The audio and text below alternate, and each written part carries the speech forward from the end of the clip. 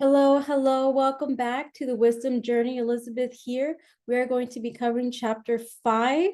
One of it's a tough chapter for me. That's one of the reasons why I was hesitating during certain of the Proverbs, because it's about sexual morality, and that's just like, oh, how do we talk about that? But I'm assuming that we are all adults here, so let's talk about it. Sexual morality, sex is crucial part of our existence. It's really important, so we need to talk about it.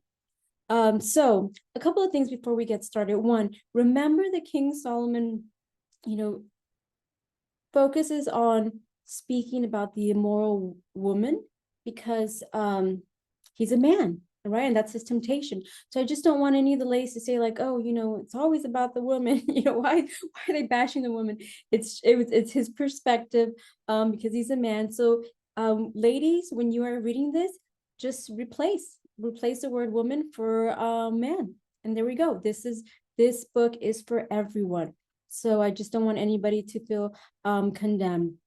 And so let's get started. My son, pay attention to the wisdom.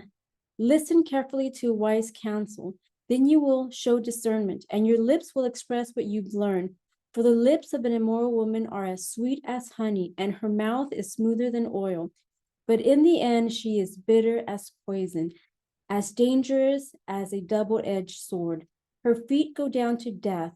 Her steps lead straight to the grave, for she cares nothing about the path to life. She staggers down a crooked trail and doesn't realize it.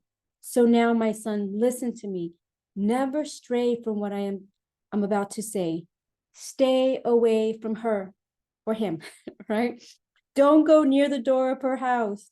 If you do, you will lose your honor and will lose to merciless people all you have achieved. Strangers will consume your wealth, and someone else will enjoy the fruits of your labor. In the end, you will groan in anguish when your disease consumes your body. You will say, how I hated discipline. If only I had not ignored all the warnings. Oh, why didn't I listen to my teachers, and why didn't I pay attention to my instructors? So I'm going to just pause a little bit there. So we know that enticement is going to look good, right? And we have to run from it. So he's telling like, if you go, you're pretty much, you're going to lose everything. And we've seen that. We've seen that with, friends and family, people close by, when they make mistakes like that. We've seen their whole marriages and they lose everything. So we have those examples. But he's saying here, like, run, stay away from her. Don't even get near. So I have a couple of scriptures, from other parts of the Bible that talk about, running away from sexual morality. So again, sex is something to be done under the covenant of marriage. Everything within there is blessed, it's beautiful. Outside of it, we're here and here. It is destructive. So destructive that, look, Proverbs 5:11 says, in the end, you will groan in anguish when disease consumes your body. When we take with something beautiful and we take it outside of the covenant of marriage, we run the risk of getting diseases. And I was looking at the different translations, and the translation, let's see where it is. The translation, the New Living Bible. It was pretty direct. So this is verse 11. Least afterwards you groan in anguish and in shame when syphilis consumes your body. So if you delve in sexual morality, there is a possibility that you get sexual diseases. In 1 Corinthians, verse 6, 18 through 20, it says, flee from sexual immorality, run. Other sins a person commits are outside the body, but whoever sins sexually sins against their own body. Do you not know that your bodies are temples of the Holy Spirit who is in you, whom you have received from God? You are not your own. You were bought at a price. Therefore, honor God with your body. So run. So we're hearing this, run. And in particular, sexual immorality is sinning against your own body. So I guess that's the disease that will come if we do this. So here we're again the message to run. Who else ran? I was remembering Joseph. So remember Joseph, he was working for a high level individual, and his wife, the wife of this high level individual, thought Joseph was hot, and she, she wanted him. And what did he do? He had to run, and she stayed like with his coat, right? So, how close had he had to have been for her to stay with the coat, right? So again, he ran. What would have happened to Joseph if he would have committed adultery? He probably would have gotten killed. There's I had read a commentary about that situation, just kind of like a FYI, that Joseph was sent to jail because that person in authority knew that Joseph was innocent. Because if he had any doubts that Joseph was not innocent, Joseph would have been dead, right? Here, this is a slave. He's from another country, and he is, being disloyal and doing this to my wife in my own home. Joseph would have been dead. So this man knew that Joseph was, that he was not guilty, that he was innocent. So he just said, hey, let me just, put him in jail, and then I'm done with this. But anyway, so Joseph, sorry about that. Joseph ran. So here we're seeing, hey, that you have to flee from sexual morality and ask God for self-control. Verse 22 of chapter 5 says, an evil man is captive by his own sins. They are ropes that catch and hold him. He will die for lack of self-control. And we know that self-control is a promise that God gives us in 2 Timothy 1:7. 2 Timothy 1:7 says, for the Spirit God gave us does not make us timid, but gives us power, love, and self-discipline. So the self-discipline to say no, right? Sometimes, we're going to encounter big temptations. The desire of the opposite sex is strong. And remember that this is a desire that God put in us, right? So he put Adam to sleep, right? So Adam was happy, sort of, in this world by himself. God put him to sleep. And when he woke up, there was Eve, and it was like, whoa, right? So God created that attraction. God created that desire for us to connect and be one. It's a holy desire, but now it's been perverted after the fall.